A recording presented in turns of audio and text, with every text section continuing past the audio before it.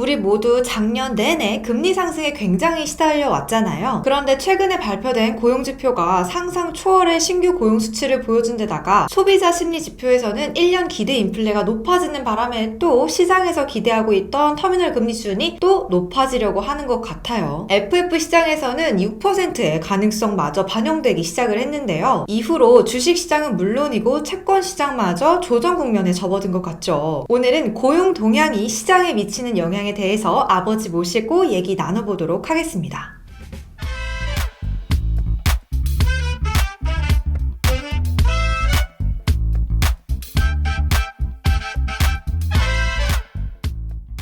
아버지, 1월 고용지표가 조금 엽기적이었다고 해야 되나? 아무튼 조금 신기했어요. 구체적으로 어느 부분이? 일단 비농업 신규 부분이 무려 51만 7천 개나 증가했다는 부분이 굉장히 놀라웠죠. 시장 전망치가 대략 18만 7천 개였으니까 시장 전망치를 굉장히 높은 폭으로 상회를 한 거잖아요. 그리고 또 실업률은 3.4%를 기록을 했는데 이 수치가 69년 5월 이후로 54년 만에 가장 높은 수치라고 또 하더라고요. 뭐 수치만 보면 그렇게 생각할 수도 있겠어요. 근데 또 수치만 놀라운 건 아니었어요. 시장 반응도 굉장히 뜨거웠는데 고용 지표 발표 후에는 페드워치에서 연준이 5월에도 25베이스 포인트를 인상할 거라는 확률이 71%를 기록을 했고요. 11월 금리 인하 기대감도 증발했단 말이죠. 이거 어떻게 보고 계시는지가 궁금합니다. 뭐 일단 시장이 호들갑이라고 생각해. 내가 항상 헤드라인 지표만 보지 말고 그 내면 속에 있는 서브 지표까지 함께 보라고 얘기를 했었잖아. 우선 잘못된 부분부터 짚고 가자. 2022년 12월 고용 지표는 어떻게 결과가 났었지? 2022년 12월 신규 고용은 22만 3천 개 정도로. 그래, 근데 아까 1월 고용은 몇 개라고 그랬어? 51만 7천 개라고 그랬잖아. 그럼 뭐 거의 2배가 넘어. 아마존 같은 커다란 회사가 하늘에서 뚝 떨어지고 갑자기 많은 사람의 고용을 신규 창출했다. 이런 일이 아니라면 있을 수 없는 일이잖아. 그러니까 2배 가까이 늘었다는 것 자체가 지극히 비정상적이다라고 볼 수가 있겠지. 그렇다면 그 이유부터 찾아내는 게 순서 아니겠어? 우선 정부 고용에 문제가 있었어. 지난 11월 달에 캘리포니아의 한 10개 정도 대학에서 교직원들이 한 5만 명 정도가 파업을 했었어.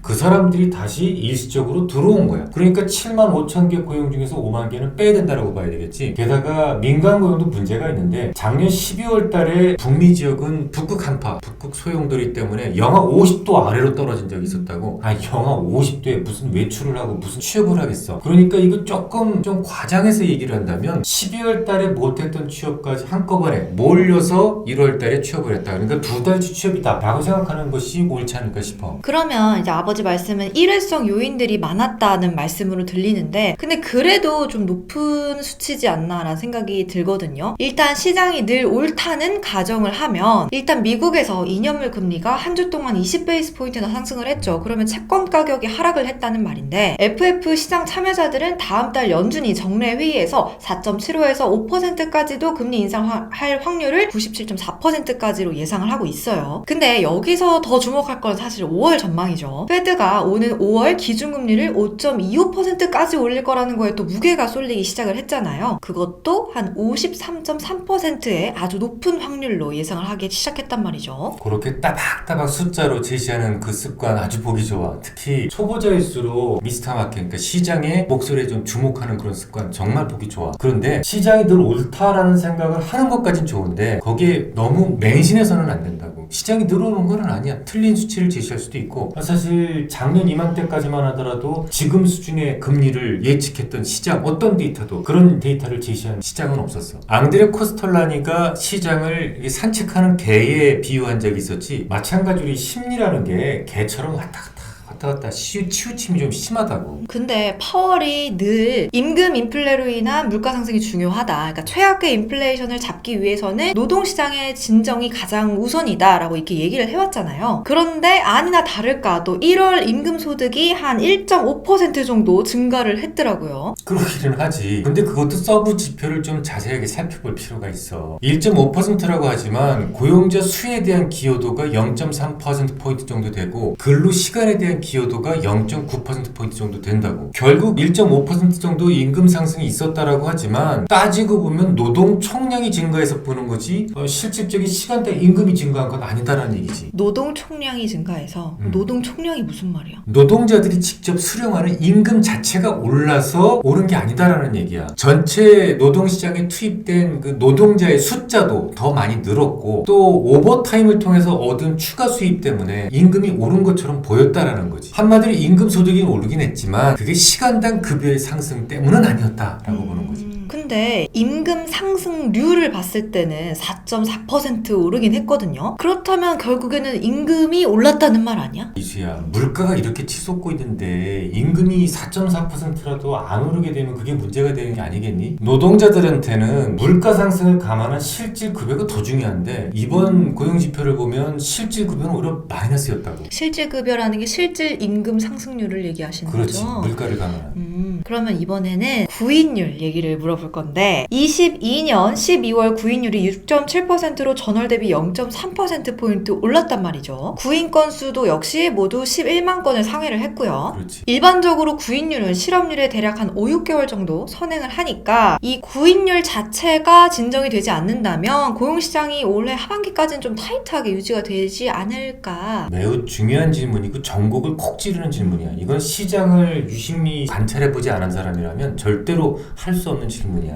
그 질문에 답을 하려면 얼마 전에 우리가 얘기했던 타이틀 42에 대한 얘기를 좀 해야 되는데 그거 먼저 이수가 정리를 좀 해줄 수 있겠어? 타이틀 42는 중남미 이민자들을 멕시코로 즉각 추방하는 내용의 법안이고 전임 대통령인 트럼프 대통령이 만든 법안이죠. 이것 때문에 매년 40만 명 이상의 노동자들이 강제 추방이 됐고요. 또 그로 인해서 레저, 식음 등의 분야에서 일할 저임금 노동자들의 공급이 절대적으로 부족해지게 됐죠. 그것 때문에 급여 수준도 역시 높아졌다는 말씀까지 우리가 드렸었죠. 바로 그게 이유야. 결국 노동시장도 수요와 공급의 변수잖아. 국경을 틀어막고 있는 노동자들마저 추방을 해버렸으니까 노동시장의 공급은 많이 위축될 수밖에 없고 당연히 구인 수요는 상대적으로 늘어날 수밖에 없는 거야. 강력한 증거를 말해줄까? 네가 아까 1월 달에 임금 상승률이 4.4%였다고 그랬잖아. 지난 12월 달에 몇 %였어? 5.1%였다고. 임금 상승률만 가지고 본다면 오히려 감소를 했어. 그런데 그렇다고 고용자 수가 줄었냐? 그건 아니었다고. 51만 7천 명이나 늘었어. 이 말이 앞뒤가 안 맞잖아. 왜 그러냐면 그렇게 일자리 수는 많아졌음에도 불구하고 임금 상승률이 감소한 이유는 좀 저임금 노동자들의 고용이 많았다라는 거지. 시금이라든지 레저 부분에. 지금 미국의 남부 지역에서는 타이틀 42가 철폐되기 전에 미리 주례로 먼저 풀어가지고 저임금 노동자들을 유입시키고 있단 말이지. 투입시키고 있단 말이지. 그러면 이제 결국에는 지난 고용 지표가 놀라울 정도로 개선이 되었던 이유를 한 3가지 정도로 간략하게 추려볼 수가 있을 것 같은데 첫 번째는 12월 한파로 인한 이연 효과, 두 번째는 교사 파업과 복귀로 인한 일시적인 증가, 그리고 세 번째는 남부지역 저임금 노동자 개입의 증가, 이렇게 3가지로 추려볼 수가 있겠네요. 맞아. 자, 그럼 아버지 진짜 마지막으로 최근에 이제 고용지표가 발표가 되고 나서 미국 증시가 꽤 조정을 보였잖아요. 그거는 왜 이렇게 조정을 보였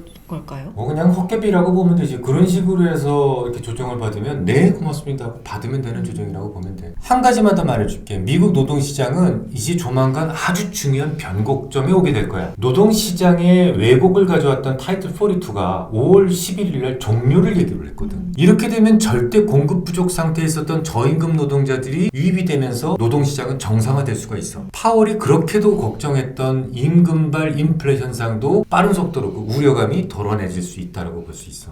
그 파월이 지금까지 이제 금리를 마구 올리는 이유로 노동시장이 여전히 핫하다는 걸 계속 이유로 들었었는데 이민자들이 복귀를 해서 결국엔 임금이 다시 정상 수치로 돌아간다면 실업률도 똑같이 다시 정상화, 그러니까는 실업률도 다시 높아진다라는 거 아닌가요? 그렇지. 실업률은 높아질 거라고 생각해. 또 실업률이 높아지면서 지금 시장에서 생각했던 터미널 금리 수준이 뭐 앞서 얘기했던 것처럼 6%까지 갈 것이다 그런 얘기도 있지만 실업률이 높아지면서 더는 금리를 못 올릴 것 같아. 그래서 우리가 처음에 예상했던 5.5% 수준을 넘지는 못할 것이다 이렇게 생각을 해. 그런 이유들로 인해서 인플레는 6월 이후부터는 현저하게 꺾이기 시작을 할 거야. 그럼 장기금리도 서서히 내려가게 될 거고 조정을 받던 채권도 점점 제 위치로 찾아갈 거라고 생각을 해. 오늘의 결론은 꼭 고용지표에 국한될 필요는 없어. 모든 지표가 마찬가지겠지만 이렇게 명목상으로 왜곡된 지표가 시장에 악영향을 줄 때 그것 때문에 두려워할 필요는 없다. 저번 시간에 이어서 서브 지표들이 중요하다는 말씀을 또 한 번 강조하신 것 그렇지. 같은데 이제 그런 지표들로 인해서 뭐 채권 시장이든 주식 시장이든 영향을 줄 때 너무 두려워할 필요 없다. 그렇지. 굉장히 좀 긍정적인 좋은 결론인 것 같아요. 그러면 오늘은 여기까지만 하고 마무리해보도록 할게요. 오늘도 유익한 시간 되셨기를 바라고요. 다음 시간에도 계속 유익한 이야기 나누고 싶으시다면 좋아요, 구독, 댓글, 알람 설정까지 아시죠? 그럼 안녕!